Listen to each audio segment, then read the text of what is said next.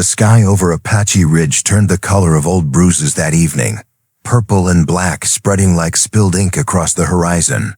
Clara Dawson stood on the porch of her family's ranch house, watching the wind whip dust devils across the hard-packed earth. Her father's cattle were already restless, their lowing carrying across the distance like warnings from some ancient oracle. "Storm's coming in, mean," her brother Caleb said from behind her, his boots heavy on the wooden planks. "Dad wants the horses secured before it hits." Clara nodded but didn't turn. Something in the air felt different tonight, charged with more than just electricity. The windmill near the southern fence line creaked and groaned, its blades spinning wild and uncontrolled in the building gale. She could barely make out its silhouette against the darkening sky, a skeletal sentinel marking the boundary between their land and the vast, unforgiving desert beyond. "I'll check the windmill," she said, pulling her hat down tight. "Make sure the water trough isn't damaged before this hits full force." Caleb grabbed her arm. "Clara, don't be foolish. That storm will be here in minutes." But Clara had already pulled free, her long coat billowing as she stepped off the porch. Something pulled her toward that windmill, an instinct she couldn't name and didn't question. Her mother had always said she had the sight, that quiet knowing that ran through the women in their family like a hidden river beneath stone. The wind howled now, carrying sand that stung her face like tiny needles. Clara bent her head and pushed forward, one hand on her hat, the other shielding her eyes. Lightning forked across the sky, turning the world into a photographic negative for one brilliant instant. In that flash, she saw him. A man lay crumpled beneath the windmill's base, his body twisted at an angle that spoke of pain and desperation. Blood darkened the sand around him, blackened the storm's strange light. For a heartbeat, Clara froze. Then training and instinct took over. She ran. He was Apache, that much was clear from his clothing and the way his dark hair fell across his face. A gash ran along his ribs, deep and still bleeding. His eyes fluttered open as she knelt beside him, black as obsidian and filled with something that looked like both resignation and surprise. "Please," he whispered, his voice barely audible over the wind. The word came out in English, careful and deliberate. "If they find us together, everything we love burns."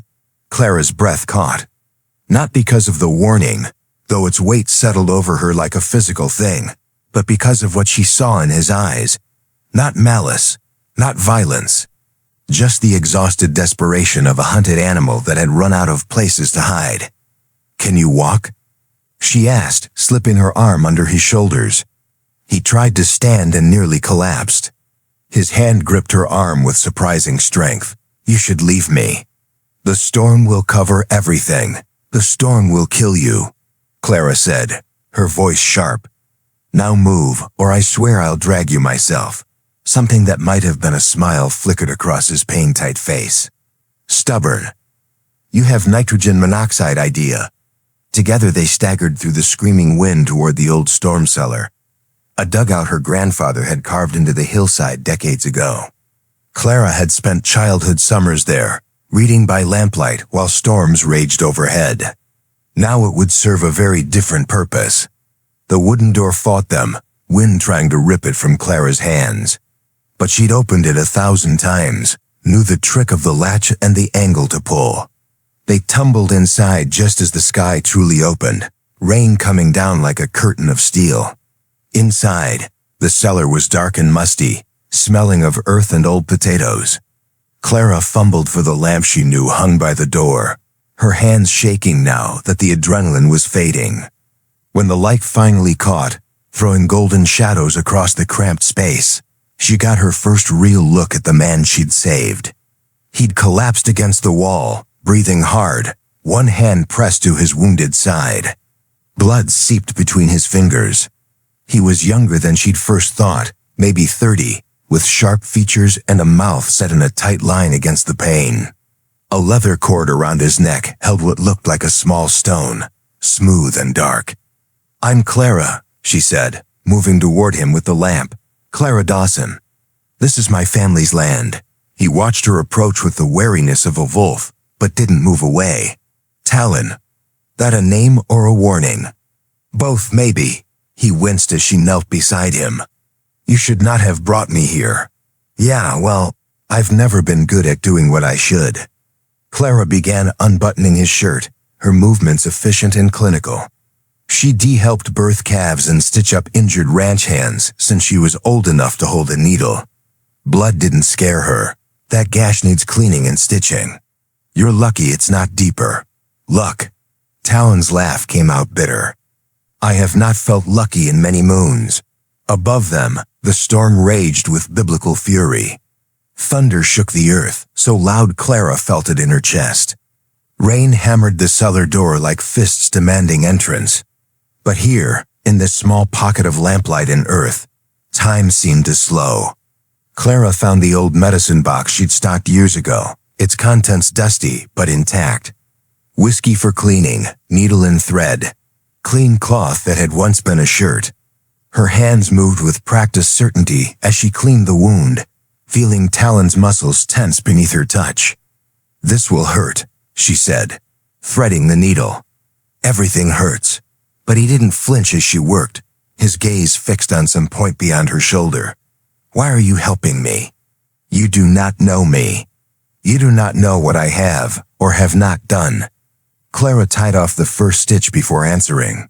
My mother used to say that sometimes God puts people in our path, not because we deserve it, but because they deserve it. Deserve to be seen. To be helped. To be treated like they're human. She glanced up at him. You're bleeding on my family's land. That makes you my responsibility, your family. Talon's eyes sharpened. They will not see it that way. If they know you are here with me, then they don't know. Clara cut him off, her voice firm. The storm will keep everyone inside tonight. By morning, I'll figure something out.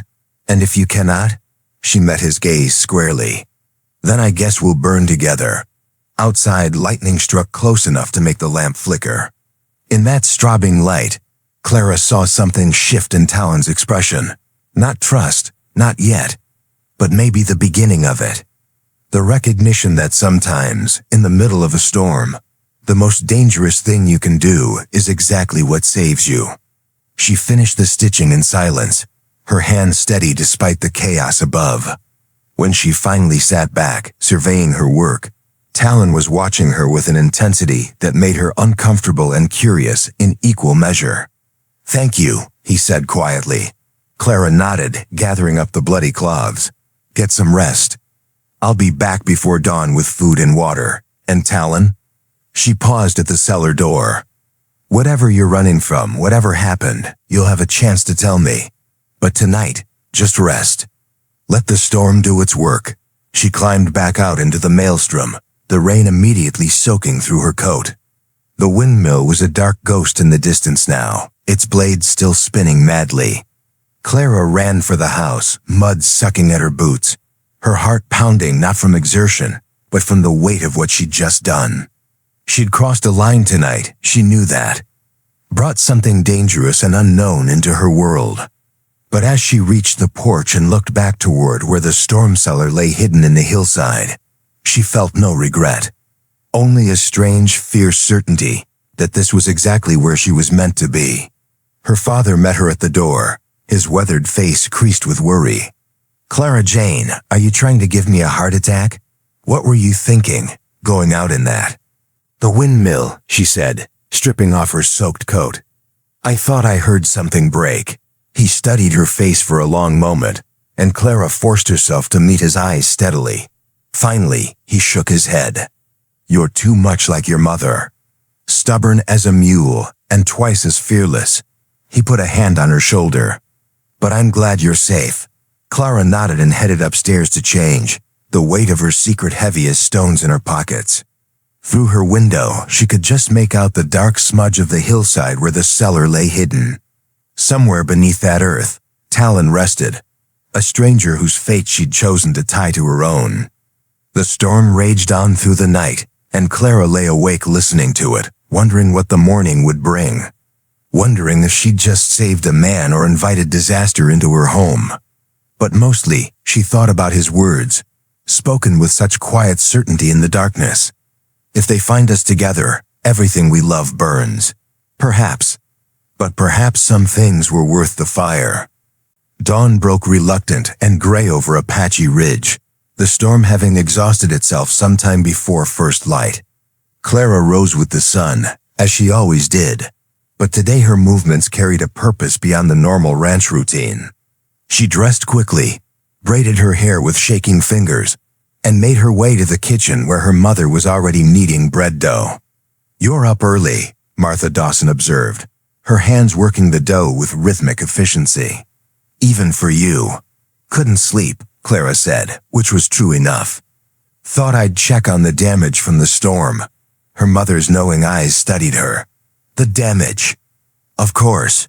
She dusted flour from her hands and wrapped a cloth around a chunk of bread and some dried meat. "Animals need tending in all weather. Take this.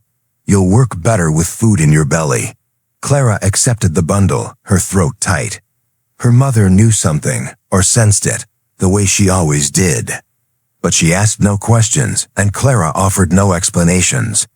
Some gifts were given in silence. The morning air was crisp and clean, washed pure by the storm.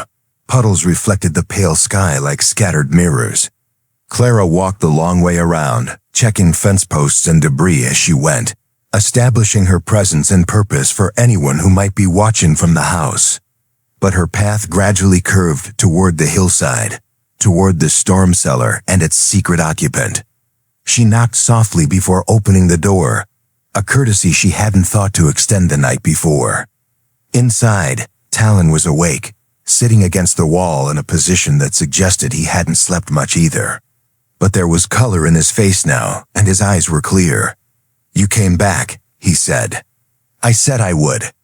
Clara descended into the cellar, closing the door behind her. "How's the wound?"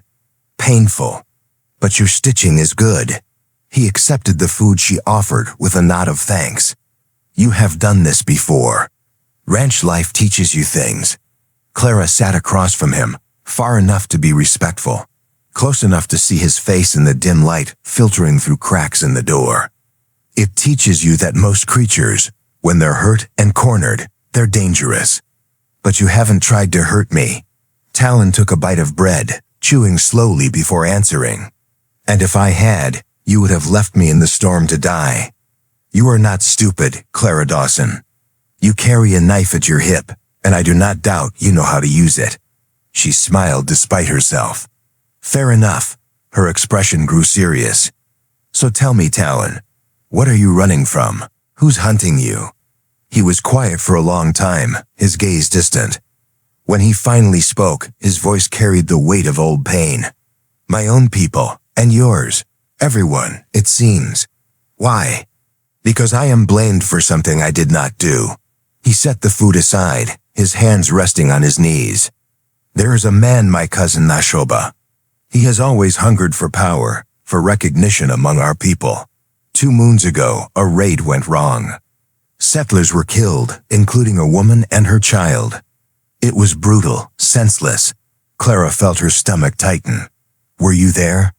"No, I was hunting, 2 days' ride away. But Nashoba said I led the raid. He planted evidence, a horse that was mine, a knife. He knew I had argued against the violence, against following the warpath when peace was still possible. By accusing me, he silenced his greatest opponent and made himself look like a hero for exposing a traitor. And your people believed him?" Talon's laugh was hollow. "He is silver-tongued, my cousin. And I have always been too honest, too direct. People believe those who tell them what they want to hear. They want to believe there is a simple answer, a clear villain. I became that villain." Clara absorbed this, watching his face for signs of deception. But she saw only exhaustion and bitter truth. "So you ran." "I ran. The Apache want justice for the betrayal they believe I committed. The settlers want revenge for the murders. And Nashoba wants me dead before I can tell the real story." He met her eyes. "That is why I say, if they find us together, everything burns. The settlers will think you are helping an Apache murderer. My people will think you are complicit in hiding me. Your family will suffer for your kindness." Then we make sure they don't find us together." Clara stood, brushing dust from her skirt. "At least not until we figure out how to clear your name. We?" Talon stood as well, moving stiffly. "This is not your fight. You're on my land, eating my bread, wearing my stitches. That makes it my fight." Clara's jaw set in a stubborn line her family would have recognized immediately. "Besides, if what you're saying is true, then there's a man out there letting everyone believe a lie. Letting people blame you for murders you didn't commit. That's not justice, and I won't stand for it. You do not know me well enough to risk so much." "Maybe not." Clara moved toward the door, then paused. "But I know that last night, when you could have run, when you could have forced me to help you at knife point or worse, you tried to warn me away instead. That tells me something." She looked back at him. "I'll be back tonight with more supplies. Rest, heal. We'll figure out the next step together." She left before he could argue, climbing back into the morning light with her heart racing. The ranch was waking up around her now, her father and Caleb heading toward the barn, ranch hands moving with purpose. Clara joined them, falling into the familiar rhythm of chores, but her mind was elsewhere. Over the following days, a routine emerged. Clara would rise early, tend to her assigned tasks with focused efficiency, then find excuses to visit the storm cellar. Extra fence checks, searching for storm damage, gathering herbs that grew wild on the hillside. Each visit stretched a little longer, the conversations deepening. Talon told her about his life, about growing up between two worlds, learning English from a missionary who'd been kind, learning Apache wisdom from his grandfather who'd been patient. He spoke of the pressure on his people, the shrinking lands and broken promises, the young men who wanted to fight and the old men who counseled patience they no longer believed in.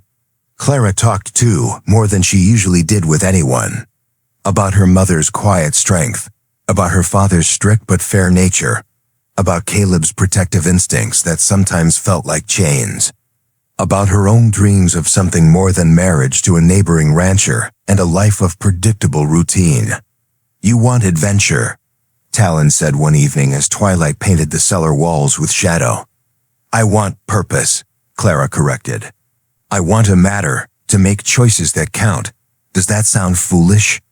"It sounds human," he smiled, the expression transforming his usually serious face. "And no, not foolish, brave, maybe. Most people are too afraid to want more than what they have." Clara found herself looking forward to these visits more than she wanted to admit. There was something about Talon's directness, his lack of pretense, that made her feel seen in a way she rarely did. He didn't treat her like a fragile thing to be protected, or a prize to be won. He talked to her like an equal, like her thoughts mattered. But the deception was wearing on her. Caleb had started watching her with suspicious eyes, noting her absences and unexplained trips to the hillside. Her father seemed distracted, worried by reports from neighboring ranches of Apache movements in the hills. And worst of all, Clara overheard talk in town of a fugitive, an Apache warrior who'd murdered settlers and escaped justice. "They are organizing search parties," she told Talon one night, her voice urgent. "They're going to sweep every inch of land from here to the border. We can't keep you hidden much longer." Talon nodded slowly. He'd been expecting this, she could tell. "Then I should leave. Tonight, while I still have the cover of darkness. And go where? You're still healing, still weak. You wouldn't make it a day in the desert with trackers on your trail." Clara paced the small space, her mind racing. "We need to find proof. Some way to show what really happened, to clear your name. The only proof is Neshoba's confession, and he will die before he gives it. Then we make him give it." Clara stopped pacing, an idea forming. "You said he wants power, recognition. What if we could get him to boast about what he did, to someone he thinks is an ally?" Talon's eyes sharpened. "You would do this? Risk yourself to trap him?" "I don't see another choice." Clara met his gaze steadily. "Unless you have a better idea." He didn't. And so, in the flickering lamplight of that hidden cellar, they began to plan. The following days were a delicate dance of deception, each step measured, each moment fraught with the possibility of discovery. Clara moved through her life with a smile that didn't quite reach her eyes, performing the role of dutiful daughter while her mind raced with plans and contingencies. But Caleb was watching. She found him waiting by the barn one afternoon, his arms crossed over his chest, his expression unreadable. Clara's heart stuttered, but she kept her pace steady, her face neutral. "You've been spending a lot of time on the South Hillside," he said without preamble. "Storm damage," Clara replied, the lie smooth on her tongue now. Too smooth, maybe. "The runoff carved some new gullies. I've been marking them so the cattle don't step wrong." "For a week?" "Takes a lot of marking, I guess." Clara met his eyes, seeing the challenge there, the suspicion mixed with something that might have been concern. Caleb was 3 years older than her, had always taken his role as protector seriously, maybe too seriously. "What are you really asking, Caleb?" He stepped closer, lowering his voice. "There's talk, Clara, in town at the neighboring ranches. People are scared. An Apache fugitive, maybe more than one, hiding in the hills. Dad's been at every meeting, helping organize the search parties." He paused, studying her face. "I just want to make sure you're being careful. That you're not doing anything stupid." The word hung between them like an accusation. Clara forced herself to breathe evenly, to keep her voice level.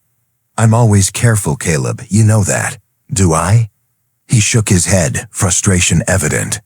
"You've been different lately, distant, sneaking around like you've got something to hide." His hand shot out, gripping her arm. Not hard, but firm enough to make his point. "If you're in trouble, if something's wrong, you can tell me. I'm your brother. I'll protect you." That was the problem, Clara thought. Caleb's version of protection meant control, meant making decisions for her, keeping her safe by keeping her small. But she couldn't say that, not now. Instead, she softened her expression, put her hand over his. "I'm fine, Caleb, I promise. Just restless, I guess." The storm stirred something up in me. She smiled, hoping it looked genuine. "Maybe I'm just tired of the same routine, day after day. Can you understand that?" He wanted to believe her, she could see it in his face. Wanted to accept the easy explanation and go back to the comfortable roles they'd always played. But doubt lingered in his eyes. "Just be careful," he said finally, releasing her arm. "These are dangerous times. People are on edge, quick to judge, quick to act. I don't want you caught in the middle of something you can't control." Clara nodded, not trusting her voice. As Caleb walked away, she felt the weight of her secret like a physical burden. How much longer could she maintain this? How much longer before something slipped, before someone saw too much? That night, she brought Talon more than food. She brought news, and none of it was good. "They're planning a full sweep," she said, her voice low despite the seller's privacy. "Starting tomorrow, moving north from the border. Every ranch, every canyon, every possible hiding place. They have professional trackers coming in from Fort Benson." Talon absorbed this with his usual calm, but Clara saw tension in the set of his shoulders. "Then my time here is over. I will leave tonight, head north toward the mountains. Perhaps I can lose them in the high country." "You won't make it," Clara said flatly. "Not with that wound still healing, not on foot. They'll have horses, dogs, weapons. You'd be running straight into their arms. Better that than bringing danger to your family." Talon stood, testing his movement. The stitches held, but Clara could see pain flicker across his face. "You have been too kind already, Clara. I will not repay that kindness by destroying what you love. Stop being noble for 1 minute and think." Clara's frustration boiled over. "Running now, weak and alone, is suicide. We need time, we need a plan, and I might have one, but it's risky." Talon sat back down, giving her his full attention. "Tell me." Clara took a deep breath, steadying herself. "There's a box canyon about 3 miles west of here, on the border of our property. It's deep, with only one way in, and it's got a spring and enough forage for a horse. If you could get there, you'd be harder to find than out in the open desert. A trap. If they discover it, Maybe, but it buys us time. Clara leaned forward, her voice urgent. I've been thinking about what you said about Neshoba. He's stirred up all this trouble, gotten everyone hunting you while he sits back and gains power. But what if we could turn that against him? How? You said he wants recognition, glory. What if word reached your people that you were alive, that you had proof of his betrayal? Would he come himself to silence you, to make sure the truth stayed buried? Understanding dawned in Talon's eyes. A trap within a trap. Use the search to draw him out, make him think he can finish this himself. Exactly. Clara felt excitement and terror warring in her chest. But we need someone who can carry a message to your people, someone Neshoba would believe. And we need to keep you alive long enough to confront him. You are asking for help from my tribe while they hunt me. That is difficult, I know. But do you have anyone at all who might listen? Who might doubt Neshoba's story? Talon was quiet for a long moment, his brow furrowed in thought. Finally, he nodded slowly. My sister Kai. She never believed I was guilty, but she had no proof, no way to fight Neshoba's accusations without putting herself at risk. If she knew I was alive, if there was a way to reach her, then we reach her. Clara stood, resolve hardening into action. Tomorrow, during the search, I'll find a way to slip away. The chaos will provide cover. Tell me where to find your sister, what to say to make her believe. Clara. Talon stood as well, catching her hand. His grip was warm, his eyes serious. If this goes wrong, if you are caught carrying messages to Apache, your own people will think you are a traitor. They will not forgive that. I know. Clara didn't pull her hand away. But I also know what's right. You deserve a chance to clear your name, to face your accuser. And if I can help make that happen, then the risk is worth it. They stood like that for a moment, hands clasped in the dim cellar, two people from different worlds choosing to trust each other despite every reason not to. Outside, the night was quiet, deceptively peaceful. But Clara could feel the storm gathering again, not in the sky this time, but in the hearts and minds of everyone around them. Tell me everything, she said finally. Where to find Kai, what to say, how to convince her. We don't have much time, and so Talon talked, giving Clara the information she'd need to walk into an Apache camp and convince a warrior woman to trust a white rancher's daughter with her brother's life. It was audacious, maybe impossible, but Clara had never been one to choose the safe path. When she finally left the cellar, the moon was high and bright, casting silver light across the sleeping ranch. Clara looked toward the house where her family slept, unaware of the choices she was making, the danger she was courting. She thought of her mother's knowing eyes, her father's trust, Caleb's protective concern. I'm sorry, she whispered to the night, but some things are worth the fire. Tomorrow would bring the search, the chaos, the opportunity she needed. Tomorrow she would ride into Apache territory and gamble everything on the hope that truth still mattered, that someone would listen. Tomorrow, everything would change. Dawn broke clear and cold, the kind of morning that felt deceptively peaceful. But Clara could see the tension in her father's shoulders as he loaded his rifle, hear it in Caleb's clipped words as he saddled his horse. The search party was assembling, men from neighboring ranches gathering with guns and grim determination. You'll stay close to the house today, her father said, not quite making it a question. Clara nodded, the lie bitter on her tongue. Of course, Dad, I help Mom with the preserving. He studied her face for a moment, then reached out and tucked a strand of hair behind her ear, a gesture from her childhood. You're a good girl, Clara, smart and strong like your mother, but these are dangerous times. Promise me you'll be careful. I promise, Clara said, and meant it, though not in the way he thought. She watched them ride out, a line of men and horses disappearing toward the southern hills. Then she waited, counting the minutes, helping her mother in the kitchen until enough time had passed. Finally, she made her excuse. I'm going to check the chicken coops, make sure the storm didn't damage the roofing. Her mother paused in her work, her hands still in the wash basin, The chicken coops. In the south field. Clara's heart hammered, but she kept her voice steady. Yes, ma'am. Martha Dawson dried her hands slowly, then walked to her daughter. She didn't speak, just looked at Clara with those knowing eyes that seemed to see straight through to the truth. Finally, she reached into her apron pocket and pulled out a small leather pouch. This is medical herbs, she said quietly. For wounds, for fever. Your grandmother taught me which ones, and I taught you. She pressed the pouch into Clara's hand. Sometimes the most dangerous thing we can do is turn our backs on someone who needs help. But sometimes that's also the most necessary thing. Clara's eyes filled with tears. Mom, I don't need to know the details, Martha interrupted gently. But I need to know you understand what you're risking. Not just your own safety, but your father's reputation, this family's standing, everything we've built here. I understand, Clara whispered. But Mom, if you knew, if you saw what I've seen, then I'd probably do the same foolish, brave thing you're doing. Martha cupped Clara's face in her work-roughened hands. That's how I know you're my daughter. Now go, before I change my mind and lock you in your room like you wee 12 years old again.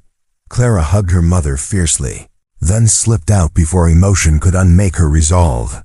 She saddled Juniper, her fastest mare, and rode south, but only until she was out of sight of the house. Then she turned west, urging the horse into a ground-eating lope toward Apache territory. Talon had drawn her a map in the dirt of the cellar floor, landmarks and distances measured in the old way. A split rock that looked like a broken tooth. A dry creek bed that ran toward the mountains. A stand of cottonwoods that marked the boundary of tribal lands. Clara committed it all to memory, trusting in Talon's knowledge and her own sense of direction. The sun climbed higher as she rode, heat building despite the early hour. She passed through country she'd only seen from a distance, wild and untouched, beautiful and harsh in equal measure. Twice she spotted dust on the horizon and detoured, unwilling to risk encountering the search party or worse, Apache scouts who wouldn't hesitate to kill a lone white woman on their lands. It was past midday when she found the cottonwoods, their leaves silver green in the sunlight. Clara dismounted, her legs shaky from the long ride and from nerves. She tied Juniper to a branch and walked forward on foot, her hands visible and empty. I'm looking for Kai, she called out in a voice that only trembled slightly. Sister of Talon, I carry a message. For a long moment, nothing. Just the whisper of wind through leaves and the pounding of her own heart. Then movement, shadows resolving into figures. 3 Apache warriors, their faces painted for war, their weapons drawn. The one in front was a woman, tall and lean, with eyes like flint. She wore her hair in a single braid and carried a rifle with the ease of long familiarity. She said something in Apache, harsh and demanding. I don't speak your language, Clara said, forcing herself to stand still despite every instinct screaming to run. But Talon said you would know English. Kai, he said your name is Kai. He said you never believed he was guilty. The woman's eyes narrowed. She spoke again, this time in accented but clear English. Talon is dead, or soon will be. Why would I listen to anything a white woman says about my brother? Because he's not dead. Because I've been hiding him, healing him. Because he wants you to know the truth about what happened. Clara took a careful step forward. And because he said you were the only one brave enough to question Nashoba's lies. That got a reaction. Kai's hand tightened on her rifle, but she didn't raise it. You have been hiding my brother? For 8 days now, in a storm cellar on my family's land. He told me everything, about Nashoba, about the false accusations, about the real traitor. Clara's words came faster now, urgency driving them. The search party is closing in. We don't have much time. But Talon has a plan, a way to expose the truth. But he needs your help. The 2 warriors with Kai were talking rapidly in Apache, their voices skeptical, maybe angry. But Kai held up a hand, silencing them. She moved closer to Clara, near enough that Clara could see the family resemblance, the same sharp cheekbones and direct gaze. Why would you do this? Kai asked. Risk everything for a man you do not know, a man your people call murderer? Because when I found him, bleeding and dying in the storm, he tried to warn me away instead of threatening me. Because I've spent 8 days talking with him, and I know a liar when I see one. Clara met Kai's eyes steadily, and because letting an innocent man die just to keep things simple would make me complicit in the real crime. Kai studied her for a long, tense moment. Then she did something unexpected. She smiled, just slightly. You sound like my brother, too honest for your own good. The smile faded. But words are easy. How do I know this is not a trap? A way to lure more of my people into your settlers' guns? Clara had anticipated this. She reached slowly into her pocket, pulled out the stone pendant she'd borrowed from Talon that morning. He said you would recognize this. Your grandfather gave it to him before he died, said it would protect him from false words and false friends. Kai's breath caught.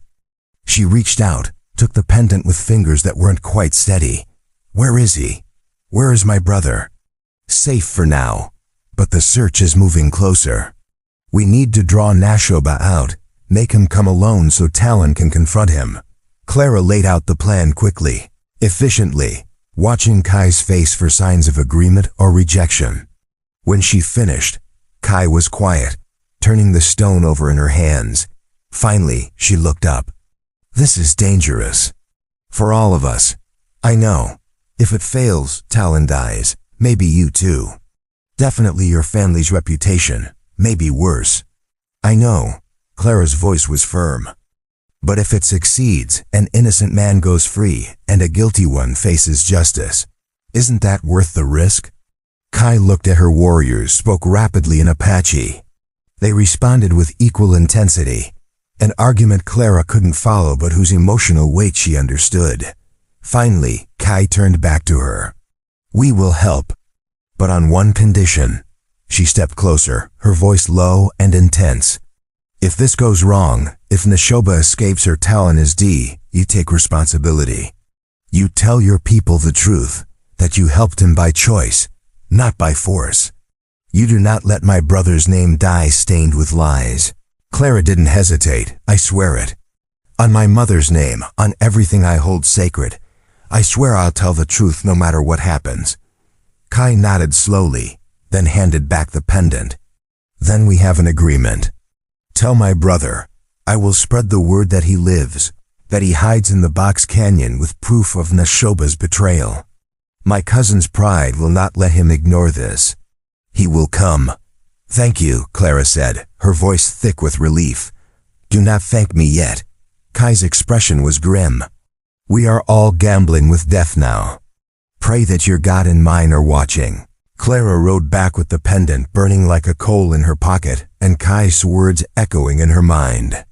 The sun was lowering now, shadows stretching long across the desert. She pushed Juniper hard, knowing she needed to beat the search party back to the ranch, needed to maintain the fiction that she'd never left. But as she crested a rise, she saw dust ahead, riders coming from the south. Her heart sank. The search party returning earlier than expected.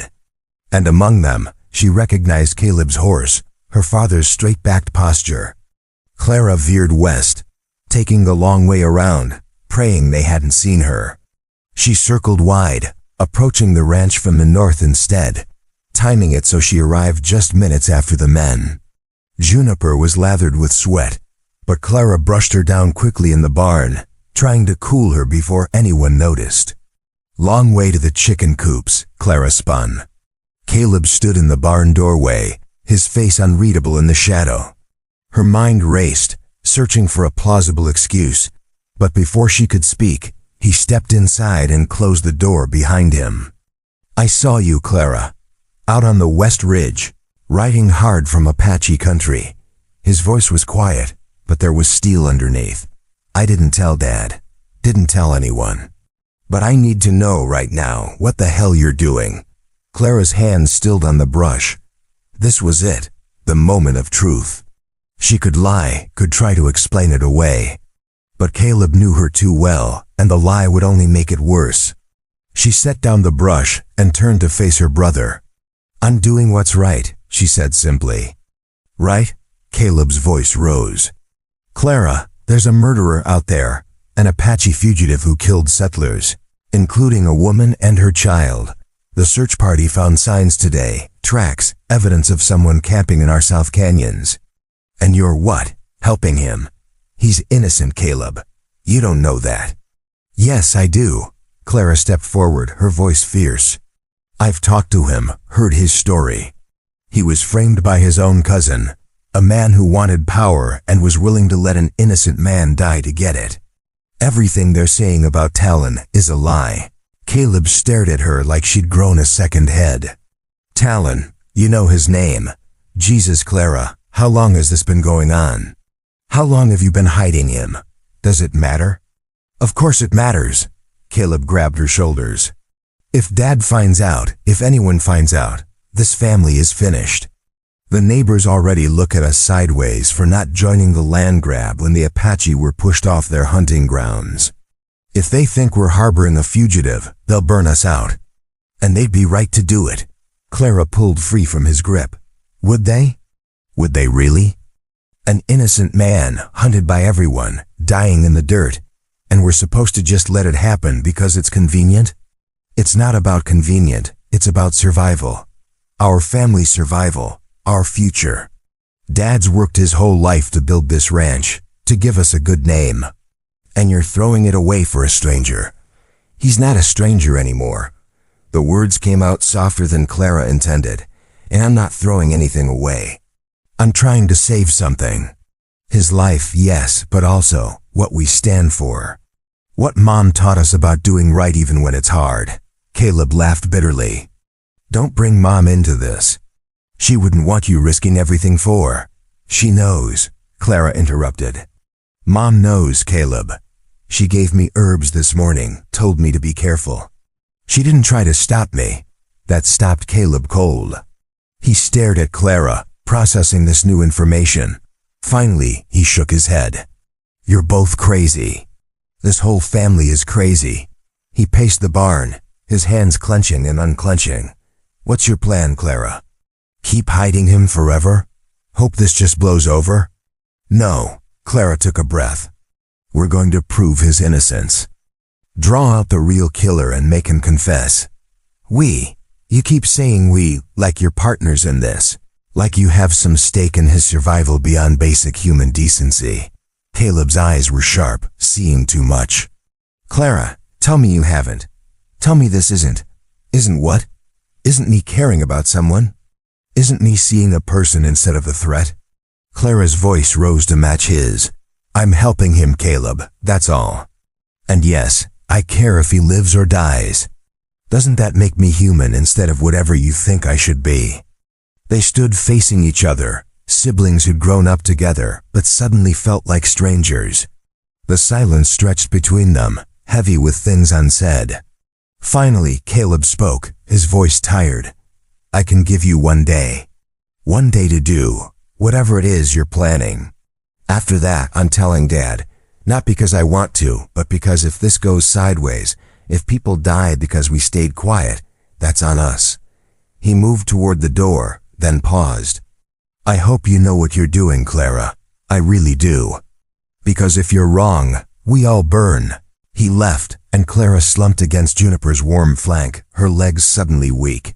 1 day, that's all she had. 1 day to execute a plan that was half-formed at best, to stake everything on the hope that truth would be enough. That night, she returned to the storm cellar with news both good and bad. Talon listened without interrupting, his face grave in the lamplight. "Your brother is right to be angry," he said when she finished. "You have risked too much already." "Don't you start," Clara warned. "I've heard enough about risk and reputation for 1 day. We have 1 chance at this, Talon. Tomorrow, Kai will spread the word. Nashoba will come. And you'll get your confrontation. And if it fails? If he brings warriors, if this becomes a bloodbath?" Clara met his eyes. "Then at least we tried. At least we didn't just roll over and let injustice win because it was easier." She sat beside him, close enough to feel the warmth of him in the cool cellar. I've spent my whole life being careful, being the good daughter, doing what was expected. And you know what? I was miserable, going through the motions, living a life that felt like it belonged to someone else. And this makes you happy? No. Clara smiled despite everything. This terrifies me. But it also makes me feel alive, like my choices matter, like I matter. She looked at him. Does that make sense? Talon was quiet for a moment, then reached out and took her hand. The gesture was simple, almost tentative, but it sent warmth flooding through Clara's chest. It makes sense, he said softly. I have felt the same. That is why I argued against the violence, against the warpath. Not because I am weak, but because I wanted my life to mean something beyond revenge and blood. They sat like that, hands clasped in the darkness, two people who'd found understanding in the most unlikely of places. Outside, the night wind sang through the canyon, carrying with it the promise of tomorrow and all its dangers. We should rest, Clara said finally, though she didn't move. Tomorrow will be challenging. Yes, but Talon didn't let go of her hand either. In the end, it was Clara who pulled away first, standing reluctantly. I'll be back before dawn. We need to move you to the box canyon, get you in position before Nashoba arrives. Clara, Talon stood as well. Whatever happens tomorrow, I want you to know, you have given me something I thought I had lost. Hope, the belief that there are still people who choose kindness over fear, truth over convenience. That matters no matter how this ends. Clara felt tears prick her eyes but blinked them back. It's going to end with you alive and free, with your name cleared. That's the only ending I'll accept. She climbed out of the cellar before emotion could overwhelm her, before she could say the things that crowded her throat and would only complicate an already impossible situation. The ranch was dark and quiet, her family asleep and unaware of the storm gathering around them. Clara stood in the yard, looking up at the stars scattered like diamond dust across the black vault of sky. Somewhere out there, Kai was spreading the word. Somewhere, Nashoba was hearing that his greatest threat still lived. And here, Clara was gambling everything on the hope that justice and truth still meant something in this harsh land. Please, she whispered to the stars, to God, to whatever force guided the universe. Please let this work. The stars offered no answer, but they didn't need to. Clara had made her choice, had set events in motion that couldn't be stopped now. All that remained was to see it through, to face whatever tomorrow brought with courage and the fierce certainty that some things, some people, were worth fighting for. Even if everything burned. Clara woke before dawn to find Caleb sitting on the porch steps, his rifle across his knees. For a moment, brother and sister regarded each other in the gray pre-light, a lifetime of shared history and sudden division between them. I'm going with you, he said quietly. Caleb, don't argue. He stood, shouldering the rifle. You've got one day, remember. I'm making sure you don't get yourself killed in that one day. Call it insurance. Clara wanted to protest, but part of her was relieved. Whatever happened at the box canyon, having someone watching her back might mean the difference between success and disaster. She nodded. Thank you. Don't thank me yet. I still think you're insane. But there was something softer in his expression now, a grudging respect. But you're my sister. Insane or not, I'm not letting you face this alone. They saddled horses in silence, then rode to the storm cellar together. Talon emerged warily when he saw Caleb, his body tensing for fight or flight. He knows, Clara said quickly. He's helping. Or at least not stopping us. Caleb and Talon studied each other, two men from worlds that rarely met except in violence. Finally, Caleb spoke. My sister believes you're innocent. That's the only reason you're not in chains right now. But if this is a trick, if you harm her or my family, I will hunt you to the ends of the earth. Understood? Understood. Talon's voice was steady. And for what it is worth, your sister saved my life when she had every reason to let me die. I will not repay that debt with betrayal. Good. Caleb turned to Clara. Let's move. Sun's coming up, and we need to be in position before your Apache friend shows up. The ride to the Box Canyon was tense. 3 riders moving through the awakening desert with purpose. Clara led them along game trails and dry washes, paths that wouldn't show obvious tracks. Talon rode between her and Caleb, his posture alert despite the pain she knew his wounds still caused. The canyon opened before them as the sun broke the horizon, a gash in the earth lined with red rock and hardy brush. A spring bubbled at its base, creating a small pool of clear water surrounded by cottonwoods. It was beautiful and isolated, perfect for their purposes. "This is good," Talon said, dismounting carefully. "Defensible, but only one way out. If Nashoba brings warriors, we could be trapped. That's why I'm here," Caleb said, positioning himself on a high ledge with a clear view of the canyon entrance. "Anyone comes through that mouth, I'll see them coming." Clara helped Talon prepare, making sure he had water that his wound was holding. They'd agreed he would wait by the spring, visible to anyone entering the canyon but with cover nearby if needed. The plan was simple, maybe too simple. Nashoba would come, believing he could finish what he'd started and silence Talon forever. But this time, Talon would have witnesses, people who would hear the truth and carry it back to both their peoples. "He will not come alone," Talon said as they waited. "Nashoba is clever, cautious. He will bring at least one other warrior, maybe more. Then we adapt." Clara checked her rifle, a weapon she'd carried since she was tall enough to lift it. She was a good shot, had proven that hunting and protecting livestock. But shooting at a target and shooting at a person were very different things. She prayed it wouldn't come to that. The sun climbed higher, heat building in the canyon. An hour passed, then 2. Clara's nerves stretched tighter with each minute, imagination conjuring a dozen scenarios where this went wrong. Then Caleb's low whistle, the signal they'd agreed on. Company coming. Clara moved to cover behind a boulder, rifle ready. Talon stood by the spring, his posture calm, but Clara could see tension in his shoulders. And then they appeared at the canyon entrance, 3 riders silhouetted against the morning sky. Nashoba was in front, and Clara could see the family resemblance immediately. Same build as Talon, same sharp features, but where Talon's face showed honor and weariness, Nashoba's radiated arrogance and cunning.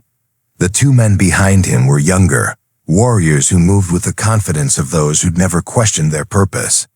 "Cousin," Nashoba called out in English, his voice carrying clearly.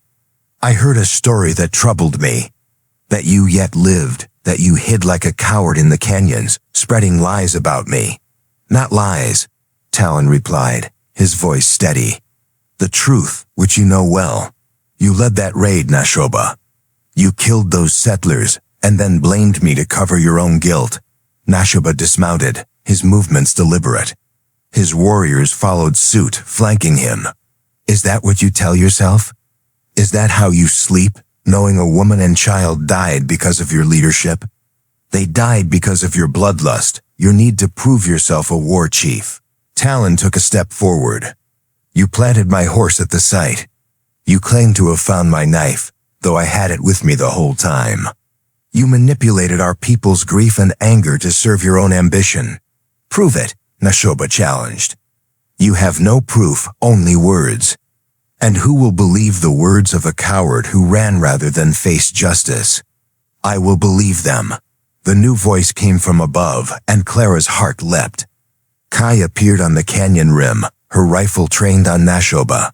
Behind her, 3 more Apache warriors, their expressions grim. Nashoba's arrogance cracked, just for a moment. "Sister, you would side with a traitor against your own people?" "I side with my brother against a liar," Kai replied. "I have spoken with the elders, the ones who remember before you whispered poison in their ears. There are questions, Nashoba, about the timing of that raid, about how convenient it was that you discovered the evidence against Talon, about the power you have gained in his absence. Questions prove nothing. Then answer them." Talon's voice cut through the canyon. "Tell us, cousin, why did you really lead that raid? What did you hope to gain?" Nashoba's jaw tightened. For a long moment, Clara thought he would simply refuse, would try to leave and let this stand as stalemate. But pride, that most dangerous of human traits, would not let him walk away in apparent defeat. You want to know why? Nashoba's voice rose. Because our people were starving. Because the white man's reservations offered nothing but slow death. Because someone needed to act, to remind them that Apache warriors do not beg for scraps. He took a step toward Talon. But you wanted peace. You wanted to talk, to negotiate, as if talking ever fed a hungry child or avenged a murdered father. So you killed innocents to make your point? Talon's voice was quiet, but it carried. You murdered a woman and her child to prove you were strong? I killed enemies. The woman was unfortunate, but she reached for a weapon. She made the choice that ended her life. And the child? Talon pressed. What weapon did the child reach for? Nashoba's face twisted. War is not clean, cousin. Sometimes blood must be spilled to water the tree of freedom. Pretty words for murder. Caleb's voice rang out from his perch. Real brave, killing a child. Makes you a big man, does it? Nashoba spun, seeing Caleb for the first time, seeing Clara emerging from her cover. His eyes widened with understanding and rage. You brought settlers? You ally with our enemies? I ally with truth, Talon said. These people heard your confession, Nashoba. Heard you admit to the raid, to the killings. Your own words condemn you. No. Nashoba's hand moved to his knife. No, this is a trick. You have turned my words, made me say, I will not. It is over, Nashoba. Kai's voice came from above, heavy with sadness and iron certainty. I heard it too. We all heard. You killed those settlers, then blamed Talon to hide your guilt and claim glory. That is the truth we will carry back to our people. The canyon seemed to hold its breath. Nashoba looked around, seeing his position, seeing how the trap had been sprung. His warriors looked uncertain now, glancing between him and Kai, between their supposed leader and the mounting evidence of his deception. For a moment, Clara thought it would end there, that Nashoba would surrender to the weight of truth. But she had underestimated desperation's power. If I fall, I will not fall alone. Nashoba lunged at Talon, knife flashing in the sunlight. But Talon had been expecting it, had seen the shift in his cousin's eyes that preceded violence. He sidestepped, catching Nashoba's knife arm and twisting. They grappled, two men fighting with the fury of old betrayal and fresh revelation. Clara raised her rifle but couldn't get a clear shot, the men moving too fast, too close together. Beside her, she heard Caleb's frustrated curse. Above, Kai shouted something in Apache, probably ordering the warriors not to intervene. The fight was brutal and desperate. Talon was still healing, his movements hampered by pain. But Nashoba fought like a cornered animal, all wild fury and no technique. They crashed into the spring's edge, water spraying up around them. And then Talon had him, had the knife arm locked and Nashoba on his knees in the shallow water. For a moment, everything stopped. Talon held his cousin's life in his hands, could end it with one movement. Clara saw the temptation flash across his face, the desire for vengeance after everything he'd suffered. Do it, Nashoba hissed. Kill me. Prove you are no better than I am. Talon met his cousin's eyes for a long moment. Then he released him, shoving him away.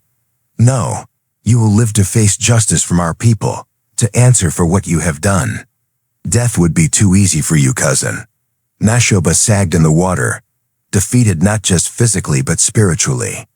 His warriors moved forward hesitantly, taking his arms, but there was no more fight in him. The confession had been heard, the truth revealed. His power was broken. Kai descended into the canyon, her face a mixture of relief and grief. She embraced Talon briefly, then turned to Clara. You have my thanks, white woman. You have given me back my brother and shown me that honor can cross the boundaries we build between our peoples. Clara, she said. My name is Clara Dawson. Clara. Kai tested the name. I will remember it. And I will tell our people what you did, how you risked everything for truth and justice." She glanced at Caleb. "Both of you." Caleb just nodded, his face unreadable. As Kai's warriors led Nashoba away, Clara felt something loosen in her chest, a tension she'd been carrying for days finally releasing. It was over. Talon was free, the real killer exposed. They'd done it. But as she looked at her brother's grim expression, at the sun climbing toward noon and the ranch that waited beyond the canyon, Clara knew the hardest part might still be ahead. They'd won this battle, but the war for acceptance, for understanding between their peoples, that fight would continue long after today. The ride back to the ranch was quiet, each of them lost in thought. Talon rode beside Clara, his face still bearing the marks of his fight with Nashoba, but there was something lighter in his bearing now. The weight of false accusation had lifted, replaced by the clean exhaustion of truth revealed. Caleb led the way, his back straight and tense. Clara knew he was processing what he'd witnessed, trying to reconcile the story he'd believed with the reality he'd seen. It would take time, she thought. Time and patience, and hope that her brother could see past old prejudices to the person Talon actually was. They were within sight of the ranch when they saw the riders. A group of men on horseback, maybe a dozen strong, gathered in the yard. Clara's stomach dropped. She recognized her father's horse among them and several of the neighboring ranchers. "The search party," Caleb said grimly. "They must have returned early, found us gone." "This was always going to happen," Talon said quietly. "They will want answers, want to know why the rancher's daughter risked everything for an Apache fugitive. Then we give them the truth," Clara replied, though her heart hammered against her ribs. "We tell them what really happened, what we proved today." As they approached, the men turned to watch. Clara could see her father's face, confusion and concern warring with something that might have been anger. The ranch foreman, old Buck Peterson, had his hand on his pistol. Several of the other men looked openly hostile. Clara's father stepped forward as they reined in their horses. "Clara, Caleb, I think you better explain what's going on here." His eyes moved to Talon. "And why you re-riding with an Apache warrior we've been hunting for over a week?" Clara dismounted, her legs unsteady but her voice firm. "Because he's innocent, Dad. The raids, the murders, they weren't him. It was his cousin, a man named Nashoba, who committed those crimes and then framed Talon to cover his guilt." Murmurs rippled through the gathered men. Buck Peterson spat tobacco juice into the dirt. "That's a mighty convenient story, Miss Clara. How do you know it's true?"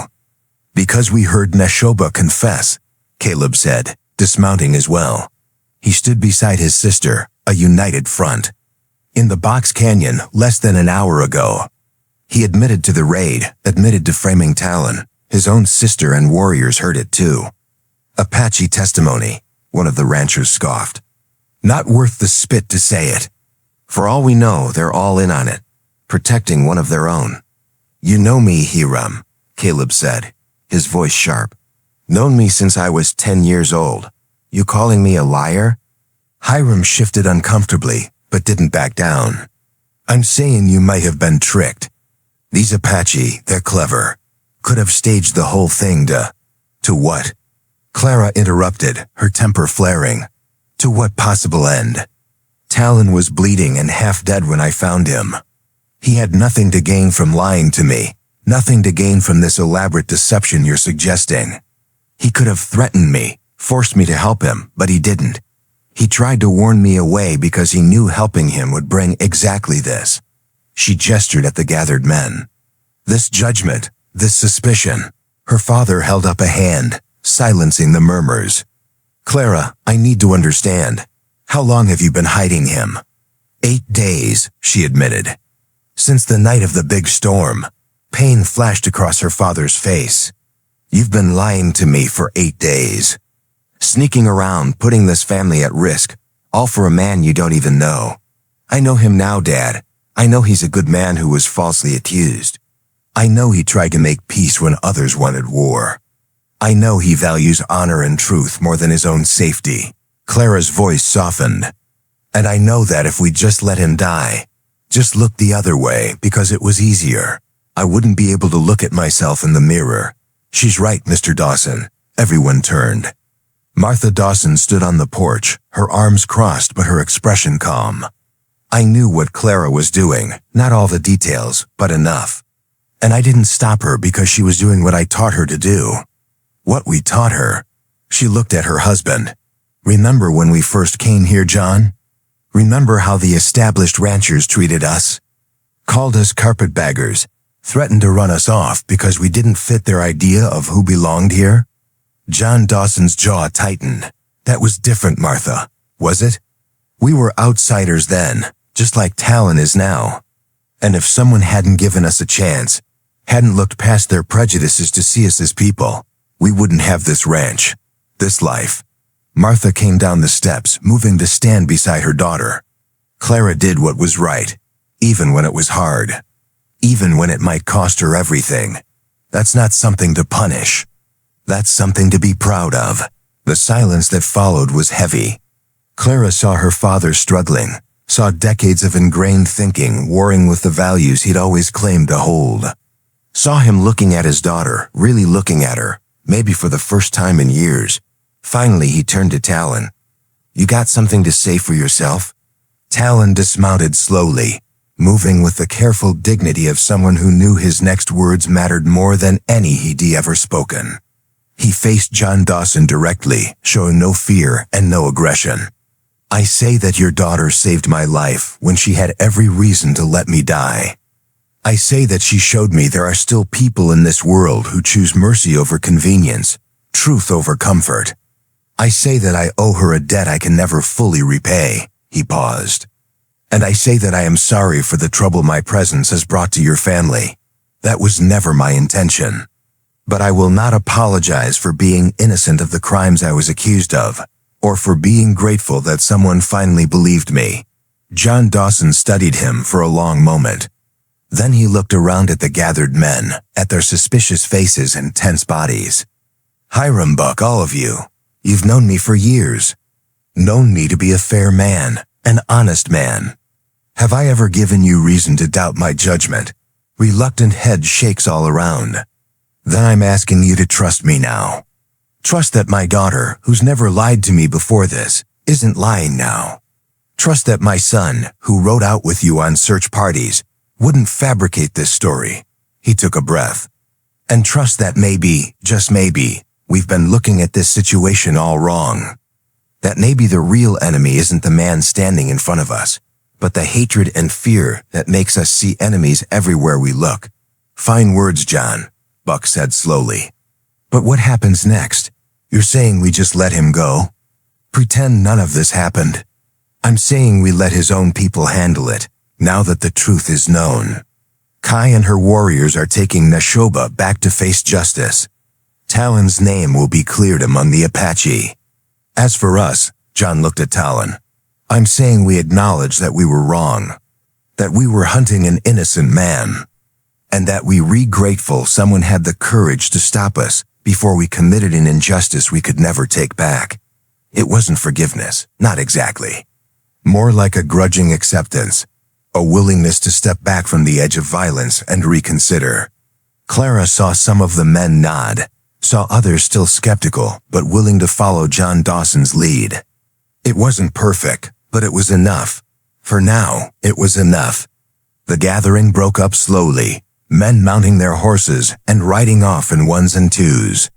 Some stopped to shake John's hand, to nod at Clara. Others left without a word, their disapproval clear. But they left without violence, without demands for vengeance. That was something. When the last of them had gone, Clara's family stood together in the yard, an awkward circle around Talon. Finally, John Dawson extended his hand. You can stay the night. Get your strength back, have a real meal. But come morning, I think it's best if you move on. Not because I don't believe you, but because your daughter has risked enough already, Talon finished. He took John's hand, shaking it firmly. I understand. And I am grateful for even this much. That night, they ate together on the Dawson family table, a surreal experience after everything that had happened. Martha had prepared a feast, as if feeding Talon properly could somehow make up for the ordeal he'd suffered.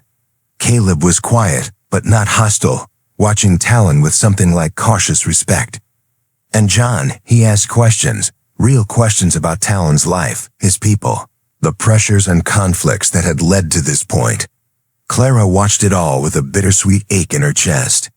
This was what she'd wanted, this acknowledgement of Talon's humanity, this willingness to see him rather than just fear him.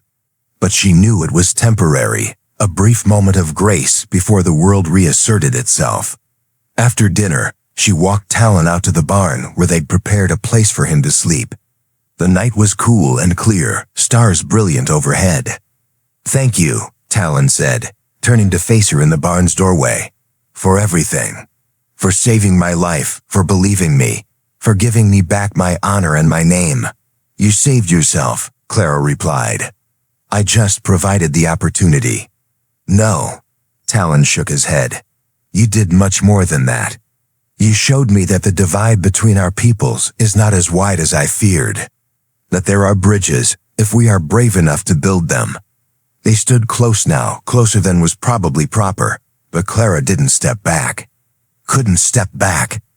In the dim light, she could see Talon's face, the strong lines and gentle eyes, the person he was beneath the labels others had tried to force on him.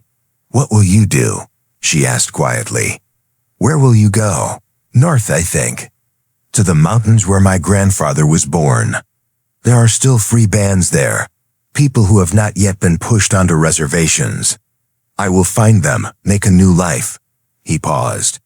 "And maybe, if I am very fortunate, I will find a way to continue what we started here.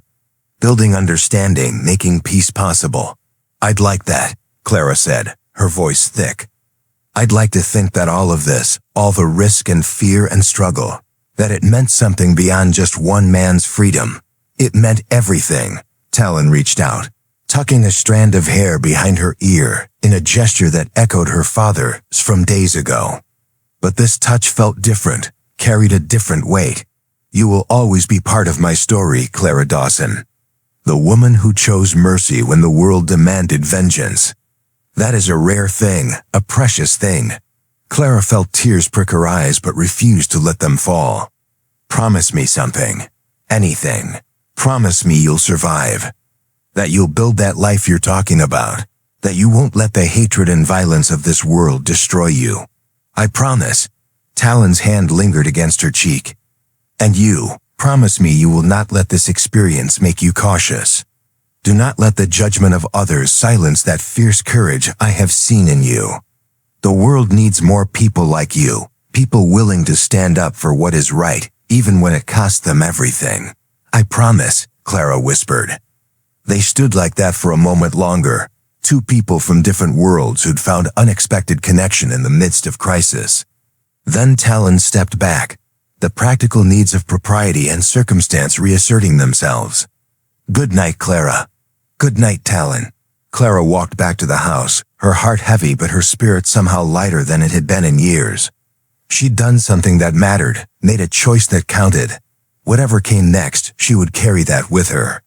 Her father was waiting on the porch, smoking his pipe in the darkness. "You care for him," he said, not a question. Clara considered lying, then decided the truth was easier. "Yes, I do." John Dawson was quiet for a long time, smoke curling up into the star-filled sky. "Your mother was right, you know. About us being outsiders once. About people giving us a chance when they didn't have to." He looked at his daughter. "I'm proud of you, Clara. Scared for you, worried about what this might mean for our family standing. But proud, too. You're braver than I've been in a long time." Clara felt her throat tighten. "I just did what seemed right, Dad. That's all any of us can do." He put his arm around her shoulders. "Come morning, he'll ride out. And life will go back to normal, or close enough. But I want you to know, I see you now, really see you. Not just my little girl anymore, but a woman with her own mind, her own courage. That's something to respect." They stood together in comfortable silence, father and daughter, watching the night deepen around them. Tomorrow would bring goodbyes and new beginnings. But tonight, there was peace. Hard-won, fragile, but real. Inside, Martha Dawson watched them through the window, a small smile on her face. She'd known from the beginning that this was coming, had seen it in Clara's eyes that first morning when she'd asked for the herbs. Sometimes the most dangerous thing a mother could do was let her daughter make her own mistakes, fight her own battles, find her own way. But sometimes, that was also the most necessary thing. Clara woke before sunrise, her body responding to instinct even though she'd barely slept. She dressed quickly and quietly, then made her way downstairs where her mother was already preparing breakfast. "I thought you might be up early," Martha said, not turning from the stove. "There's bread and dried beef in the saddlebag by the door. Enough for several days' travel." Clara's eyes stung. "Thank you, Mom. Don't thank me yet. There's something I need to tell you before he leaves." Martha finally turned, her expression serious. "What you did, what you feel, it's real, and it matters. But Clara, the world out there, it's not ready for this." "Not yet. Maybe not in our lifetime." "I know," Clara said softly. "I'm not foolish enough to think otherwise. I don't think you're foolish at all. But I do think you're young, and when you're young, love feels like it can conquer anything." Martha moved closer, taking her daughter's hands. "It can't. Sometimes love isn't enough, no matter how pure or true it is. Sometimes the world wins, and all you can do is carry the memory of what might have been." "Are you telling me to let him go?" "I'm telling you that you don't have a choice. He has to go, you know that. His life here would be impossible, and yours would be destroyed if you tried to follow him. What I'm saying is, make peace with that now. Say your goodbye, hold it close, but don't let it poison the rest of your life with bitterness over what couldn't be." Clara nodded, not trusting her voice. Her mother was right, of course. She'd known from the beginning that this was how it would end. But knowing something intellectually and accepting it emotionally were two very different things. She took the saddlebag and walked out into the pre-dawn darkness, toward the barn where a lamp already burned. Talon was awake, preparing his horse, his movements efficient despite the lingering stiffness from his wounds. "You're up early," he said, looking up as she entered. "Couldn't sleep." Clara set the saddlebag down. "Mom packed food for your journey. Said it's enough for several days. She is kind, your mother." "They all are, in their way." Talon continued working, cinching the saddle with practiced hands. "Even your brother, though he does not trust me, he stood beside you. That is something. Caleb's stubborn, but he's good. Once he decides something is right, he doesn't waver." Clara moved closer, watching him work. Are you healed enough to travel?"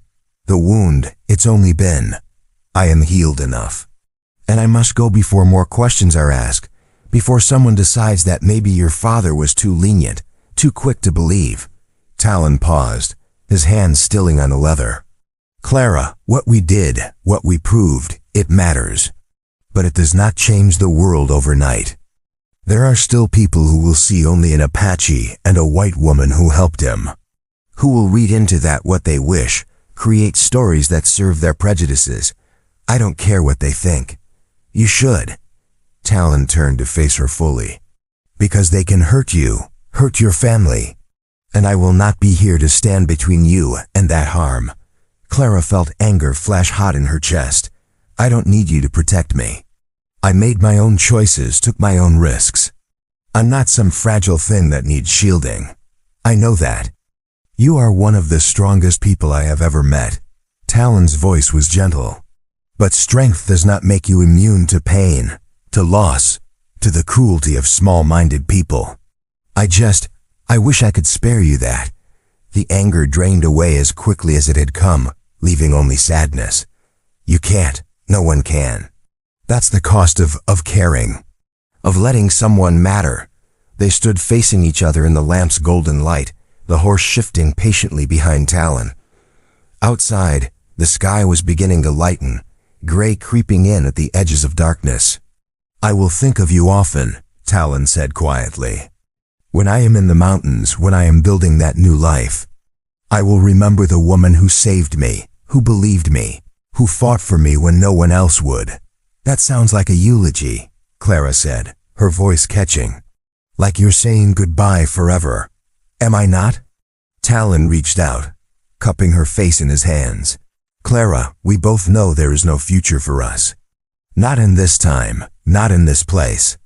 Your people would never accept me, and mine. They would see your kindness as betrayal. We can wish it were different, but wishing does not change reality. I know."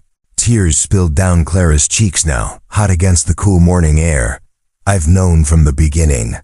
But knowing doesn't make it hurt less. No." Talon wiped her tears with his thumbs, his touch achingly gentle. "It does not." For a moment, Clara thought he might kiss her. Saw the desire flicker in his eyes, felt it echo in her own chest. But he didn't, and she understood why. A kiss would be a promise neither could keep, a beginning to something that could have no middle, no end.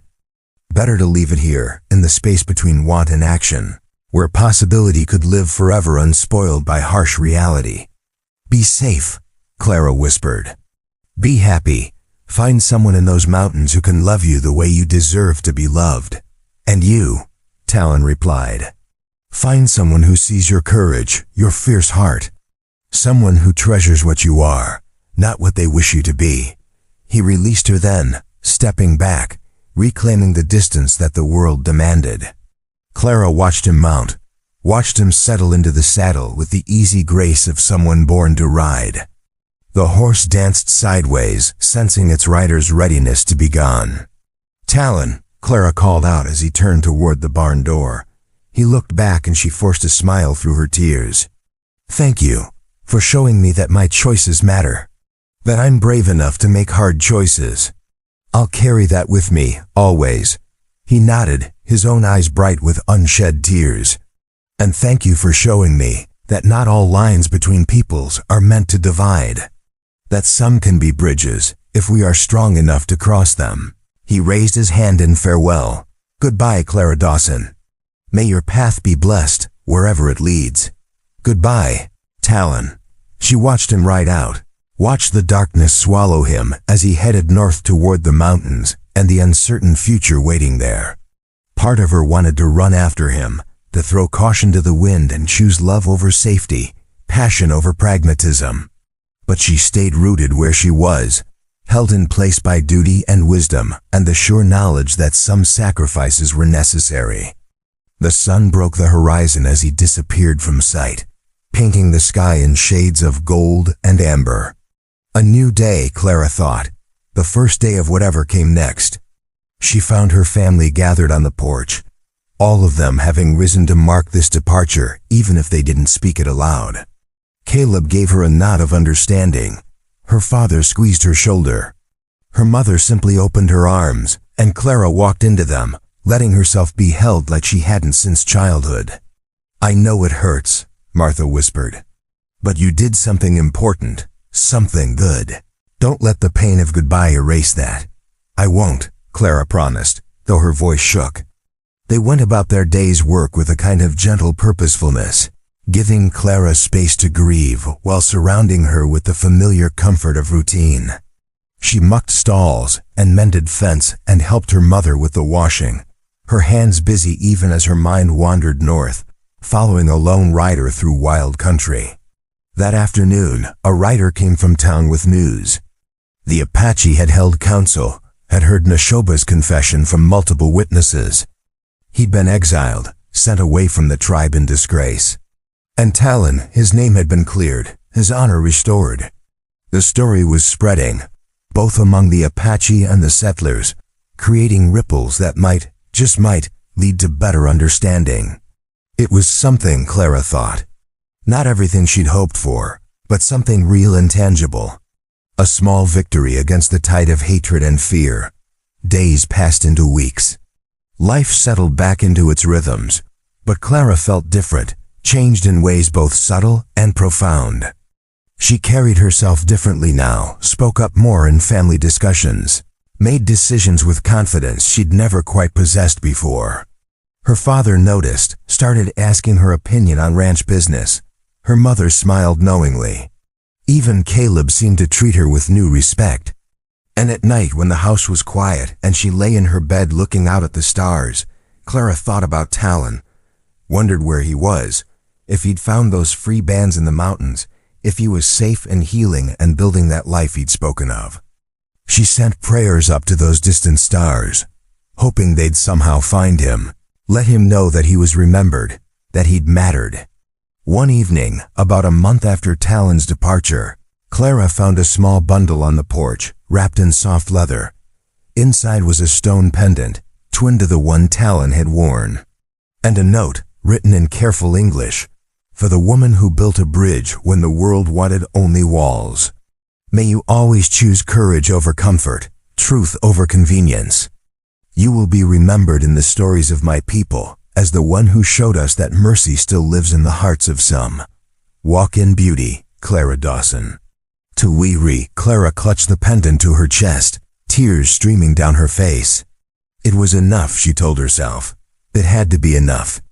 They'd saved each other in their own ways, had proven that connection was possible even across the deepest divides. That was a legacy worth holding on to. She put the pendant on, feeling its weight settle against her heart.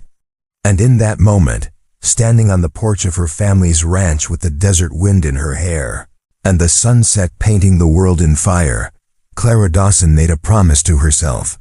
She would not let this experience make her small, would not retreat back into the comfortable cage of expectation and propriety. She would continue to choose courage, to stand up for what was right, to see people as individuals rather than categories. That was how you honored a sacrifice, she thought. Not by mourning what couldn't be, but by living the lessons it taught. The pendant warmed against her skin, and Clara smiled through her tears. Talon was out there somewhere, alive and free, and carrying his own memories of their time together. That would have to be enough. And somehow, miraculously, it was. 6 months passed like water through fingers, marked by the changing seasons and the slow, steady work of the ranch. Winter came to Apache Ridge with cold winds and occasional snow, softening the harsh landscape into something almost gentle. Clara watched the world transform, feeling her own transformation continue in quieter, deeper ways. The story of what had happened spread beyond the ranch, beyond the immediate county. It became legend in the retelling, details shifting and changing depending on who spoke. Some versions painted Clara as reckless, a foolish girl swayed by a silver-tongued savage. Others made her a saint, impossibly noble and pure. She disliked both extremes equally. The truth, as always, was more complicated. Some neighbors stopped speaking to the Dawson family entirely. Others, surprisingly, began to see them with new respect.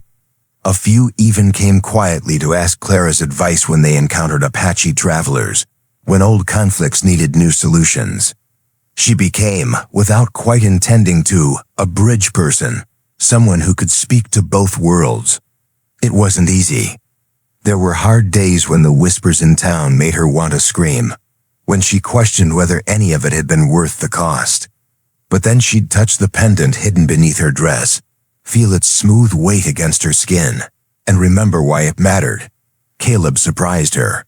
Her brother, who'd been so angry at first, became one of her staunchest defenders. When men in town made snide comments, it was Caleb who stepped forward, his presence a silent threat to anyone who'd harm his sister's reputation. They never spoke directly about it, but Clara felt the shift in their relationship, a new understanding forged in fire. "You changed me too," he told her one evening as they worked together mending tack. "Made me question things I'd always just accepted. That's uncomfortable, but important." Clara had smiled, grateful beyond words for his support. Spring arrived with wildflowers and new calves, the ranch coming alive after winter's dormancy. Clara was in the garden, helping her mother plant vegetables, when she saw the rider approaching from the north. Her heart leapt before her mind could catch up, hope flaring bright and irrational. But it wasn't Talon. It was a young Apache woman, traveling alone, her horse marked with symbols Clara didn't recognize. The woman dismounted at the property line, respectful of boundaries, and waited. Clara walked out to meet her, aware of her father and Caleb watching from the barn, ready to intervene if needed. "Clara Dawson?" the woman asked in accented English. "Yes, I am Amma, daughter of the mountain band. I bring news from Talon, son of Running Deer." Clara's breath caught. Is he all right?" Amma smiled. "He is more than all right. He is thriving, leading our people toward new ways of living, teaching that peace and strength can exist together." She reached into her bag and pulled out a folded piece of hide, covered in symbols and small drawings. "He wanted you to know this. Wanted you to understand what your courage created." Clara took the hide with trembling hands. The symbols were Apache, meaningless to her, but the drawings, those she could interpret. Drawings of two camps, Apache and settler, meeting peacefully to trade. Drawings of children from both peoples learning together. Drawings of a future that looked different from the violent past. "He is building this?" Clara asked, her voice choked. "We are building this," Amma corrected gently. "But yes, he leads the way. Your example, what you did for him, it inspired others. Showed them that change is possible, that we do not have to be enemies forever." She paused. "He wanted you to know that your sacrifice, giving him up, letting him go, it was not for nothing. You planted seeds, Clara Dawson. They are growing into something beautiful." Tears streamed down Clara's face, but she was smiling. "Thank you. Thank you for coming all this way to tell me. There is more." Amma reached into her bag again, pulling out a beautifully crafted bracelet, silver worked with turquoise and patterns that seemed to dance in the sunlight. "He made this for you in the long winter nights. He says you should wear it and remember that some fires burn not to destroy, but to illuminate. To show the way forward." Clara accepted the bracelet with reverent hands, turning it over to see the craftsmanship, the care evident in every detail. Will you tell him something for me?" "Of course." Clara thought carefully, choosing her words. "Tell him that I'm building too. Maybe not camps or peace councils, but a life that honors what he taught me. That I'm choosing courage every day, standing up when it would be easier to sit down, speaking truth when silence would be safer. Tell him I'm happy, and I hope he is too." Amma nodded, understanding in her dark eyes. "I will tell him. He will be glad to know this."